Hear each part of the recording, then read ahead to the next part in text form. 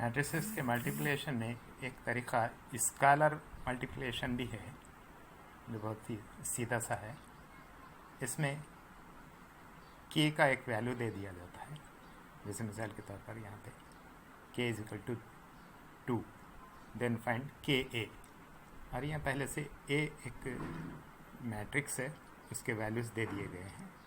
हमको के ए मालूम करने का है। a तो ऑलरेडी यहाँ पे है और k क्या है 2 है, इसलिए 2a मालूम जो करना है हमको 2a।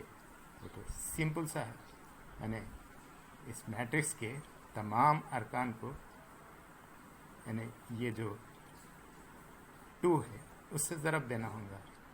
ये 1 को भी 2 से ज़रब देंगे, यहाँ 2 से ज़रब दिए, 3 को 2 से ज़रब दिए, 2 को 2 से ज़रब दिए, 2 को 4 से ज़रब दिए, 2 को 2 से ज़रब, यानी इन तमाम अरकान को 2 से ज़रब देना पड़ता है और उसका जवाब ये आता है। ये तरीक़ा क्या कहलाता है? Scalar multiplication. बहुत ही आसान सा है। मैट्रिक्स के मल्टीप्लिकेशन में एक और ख़ुसूसियत ये है कि a into I always equal to a होता है। यहाँ पर जो i है वो यूनिट आइडेंटिटी मैट्रिक्स है। इसके बारे में पता है कि यूनिट आइडेंटिटी मैट्रिक्स में कैसा होता है, यानी इसके अंदर जो डायगोनल अरकान होते हैं वो 1 1 एक, यानी एक यूनिट होते हैं, 1 1 इस तरह डायगोनली, बाकिया 0 होते हैं, वो यूनिट आइडेंटिटी मैट्रिक्स। अगर यूनिट आइडेंटिटी मैट्रिक्स को हम किसी भी मैट्रिक्स से, यानी उसके बराबर है, अगर ये 2 इंटू 2 है, 3 इंटू है, या 3 इंटू 3 है, या तो उसके बराबर वाले मैट्रिक्स, उतने ही रो उतने कॉलम वाले मैट्रिक्स से ज़रब दें तो ऑलवेज उसका यानी रिपीट जवाब जो आएगा वही आएगा। यानी ए से ज़रब दें तो ए का ही जवाब आएगा। अगर यहाँ ए नाम से कोई और है, दूसरा है मैट्रिक्स, तो उसी के अरकान वापस आएंगे। तो इसकी एक खुसूसियत होगी। जैसे मिसाल के तौर पे हम यहाँ पे ए आई, यानी ए को यूनिट आइडेंटिटी मैट्रिक्स से ज़रब दे रहे हैं। अगर हम इसके हिसाब से यहाँ पे यूनिट आइडेंटिटी मैट्रिक्स बनाएं तो इस तरह बनता है, 1 0 0 1 बनता है यूनिट आइडेंटिटी मैट्रिक्स। और ये ए ऑलरेडी 2 3 1 4 का यहाँ पे दिया गया है। तो अब हम ये करते हैं कि इसको हल करते हैं ज़रब के हिसाब से।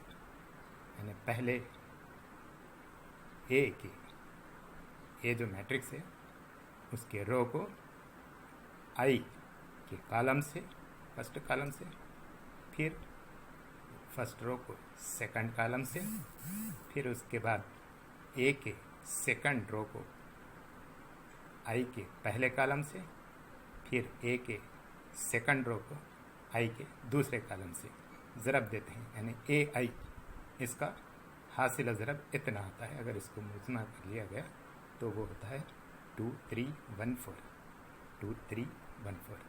यानी मतलब ये हुआ कि ए आई, ए एक मैट्रिक्स है, उसको आई से यूनिट आइडेंटिटी मैट्रिक्स से ज़रब दिया गया तो फिर जवाब वही ए रहेगा। यहाँ ये साबित हुआ। मैट्रिसेस के मल्टीप्लिकेशन में हमेशा ज़ीरो मैट्रिक्स या null matrix into any matrix always equal to 0 होता है। जैसे यहाँ पर एक मिसाल दी गई, ए एक मैट्रिक्स है, ए इंटू 0, या उसको 0 इंटू ए भी कह सकते हैं, हमेशा इज इक्वल टू 0 होता है। हम पहले ही जानते हैं कि नल मैट्रिक्स या ज़ीरो मैट्रिक्स के तमाम अरकान की तादाद 0 होती है। यहाँ पर भी एक मैट्रिक्स दिया गया है, ए एक मैट्रिक्स दिया गया है, उसके अरकान की तादाद यहाँ पर है 4 3 2 1 है, जबकि 0 उसके बराबर। यह अगर 2/2 है तो वो भी हमको 2/2 देना है, यानी 0 0 0 0।